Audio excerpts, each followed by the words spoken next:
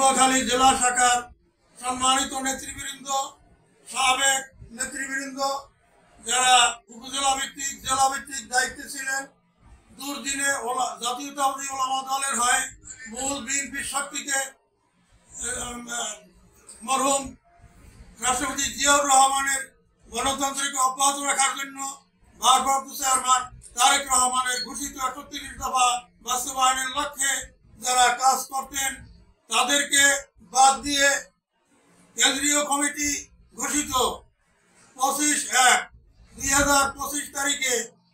সাংগঠনিক টিম প্রেরণের মাধ্যমে পটুয়াখালীতে একটি জেলা সম্মেলন হয়। উক্ত সাংগঠনিক টিম একটি প্রস্তাবিত আহ্বায়ক কমিটি অনুমোদনের জন্য প্রতিবেদন দাখিল করেন কেন্দ্রীয় কমিটির নিকট, কিন্তু দুঃখের বিষয় দীর্ঘ ৬ মাস যাবৎ কমিটি অনুমোদন দিচ্ছি বলে কেন্দ্রীয় কমিটির নেতৃবৃন্দ আমাদেরকে প্রতারণা করে। আমাদের পটুয়াখালী জেলার ৪টি কমিটি দাখিল হয়েছে কেন্দ্রে, এই কথা বলে পুনরায় কর্মী সম্মেলন লাগবে, ভোট হবে, এই কথা বলে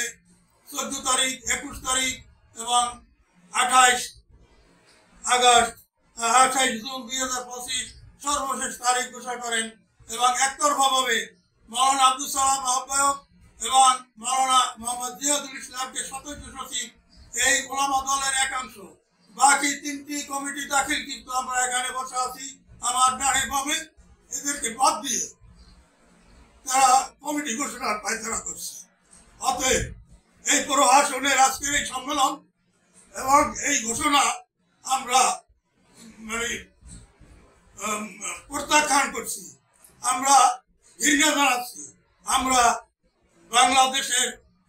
জাতীয়তাবাদী ওলামা দলের এই পতাকা, জাতীয়তাবাদী দলের পতাকাকে সমুন্নত রাখার জন্য আমরা অদূর ভবিষ্যতে আমরা মরহুম প্রেসিডেন্ট জিয়াউর রহমানের এই আদর্শ দলকে, তার ৩ নম্বর দফায় করা বাংলাদেশ জাতীয়তাবাদী ওলামা দলকে সত্যিকার আলেম ওলামা ও মাশায়েখদেরকে নিয়ে আমরা সম্মিলিত একটি শক্তি, ইসলামী শক্তি আমরা এই বাংলাদেশে কায়েম করতে চাই। এর মাধ্যমে আপনারা আমাদের এই ঘটনা সকল মিডিয়ায়, সকল পত্রিকায় দেওয়ার জন্য আপনাদের কাছে আমি সনির্বন্ধ অনুরোধ জানাচ্ছি। প্রিয় সাংবাদিকবৃন্দ, রাজনীতি এখন ভারতের হাত থেকে দুষ্ট দুরাচারদের হাতে যেন না যায়, এদিকে আপনাদের সৎ সাহসিক সাংবাদিকতার আমি প্রত্যাশা করি। আপনাদের সকলকে ধন্যবাদ জানিয়ে সকলের দীর্ঘায়ু কামনা করে বাংলাদেশ